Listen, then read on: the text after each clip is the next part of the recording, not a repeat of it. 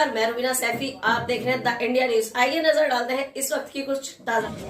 ये भाई खाली कर दे भाई। पहले बनाओ, तुम भी बनाओ, पहले माला तुम भी बनाओ। या बहुत बढ़िया।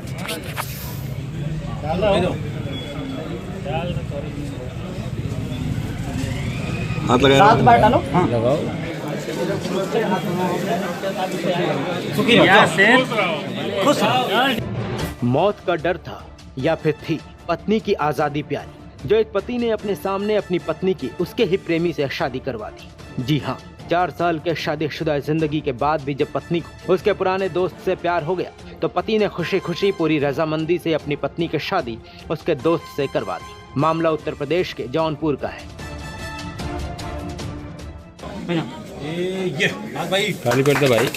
अरे हो जाए क्यों? दूसरा माला दीजिए।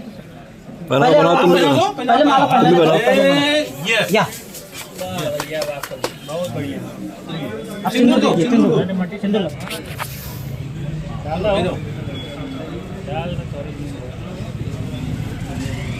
हाथ लगाओ, हाथ बाहर डालो। हाँ लगाओ।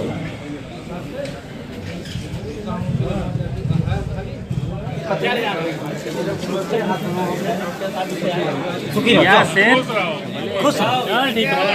शेर बात हर हर महादेव।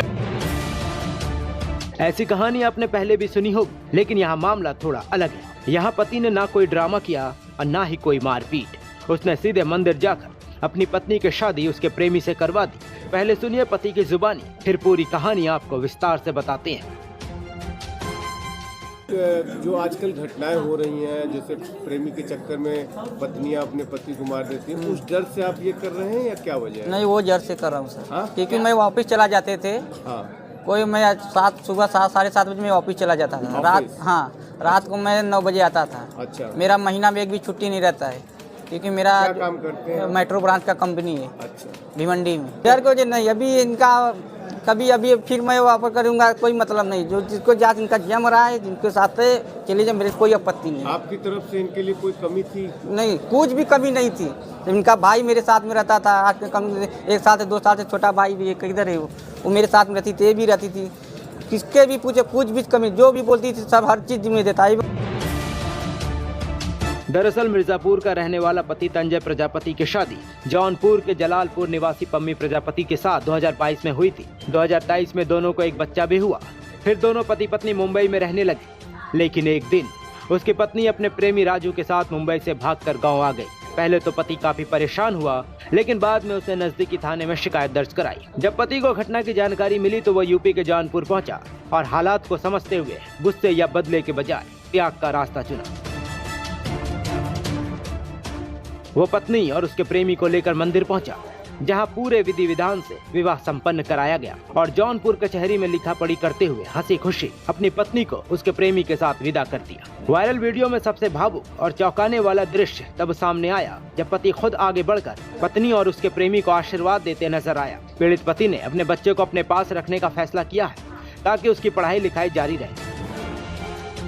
हालांकि पीड़ित पति ने मीडिया को ये भी बताया कि प्रेमी की वजह से इस समय पत्नियों ने कई कांड कर दिए हैं, जिसके डर से हम भी अपनी पत्नी की प्रेम कहानी की जानकारी मिलते ही उसको उसके प्रेमी के साथ भेज देने का फैसला किया, ताकि वो मेरे साथ कुछ गलत ना करे। क्योंकि हाल के दिनों में आपने भी मुस्कान और सोनम रघुवंशी केस के बारे में तो जरूर सुना होगा, जिसने अपने प्रेमी के लिए पति को रास्ते से हटा दिया था। फिलहाल दोनों जेल में हैं। जो आजकल घटनाएं हो रही हैं, जैसे प्रेमी के चक्कर में पत्नियां अपने पति को मार देती हैं, उस डर से आप ये कर रहे हैं या क्या वजह है? नहीं, वो जर से कर रहा हूँ सर। हाँ? क्योंकि मैं ऑफिस चला जाते थे। हाँ कोई मैं सुबह 7-7:30 बजे मैं ऑफिस चला जाता था। रात को मैं 9 बजे आता था। अच्छा, मेरा महीना में एक भी छुट्टी नहीं रहता है, क्योंकि मेरा क्या काम करते हैं? मेट्रो ब्रांच का कंपनी है अच्छा, भिवंडी में। हालांकि यहाँ पति ने बड़ा दिल दिखाते हुए अपनी पत्नी की शादी उसके प्रेमी से भले ही करा दी, लेकिन पत्नी पम्मी भी अपने पति पर आरोप लगा रही है कि उसकी शादी झूठ बोलकर कराई गई और उसके पति का भी किसी और महिला से प्रेम प्रसंग चल रहा है।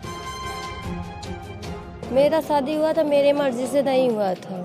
आपकी शादी आपकी मेरा शादी झूठ बोल के सब लोग करवाए थे।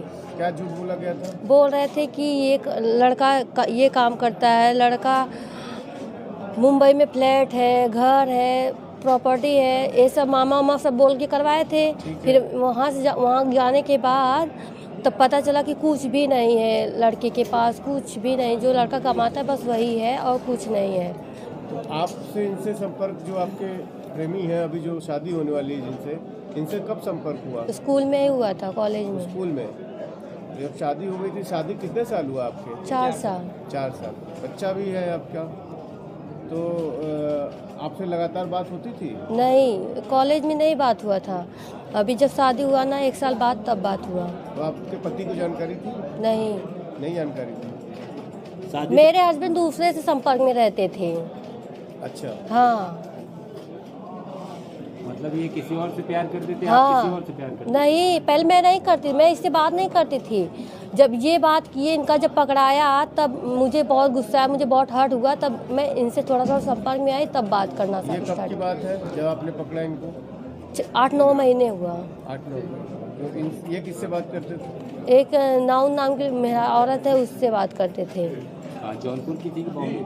वो वहीं की थी, मुझे नहीं एड्रेस पता कहाँ की थी। इस मामले में प्रेमी राजू बैरागी ने बताया कि वो और पम्मी साथ पढ़ते थे, लेकिन कोई प्रेम प्रसंग नहीं था। उसकी भी शादी हुई थी, लेकिन उसकी पत्नी की मौत के बाद वो अकेला हो गया था और एक दिन पम्मी से बात हुई और उसने बताया कि वो अपने पति से खुश नहीं है। उसके बाद धीरे धीरे दोनों में प्यार हो गया और वो उसे मुंबई से भगा लाया। अब दोनों शादी करके जीवन बिताना चाहते हैं। कॉलेज में कोई प्रेम प्रसंग नहीं था क्या?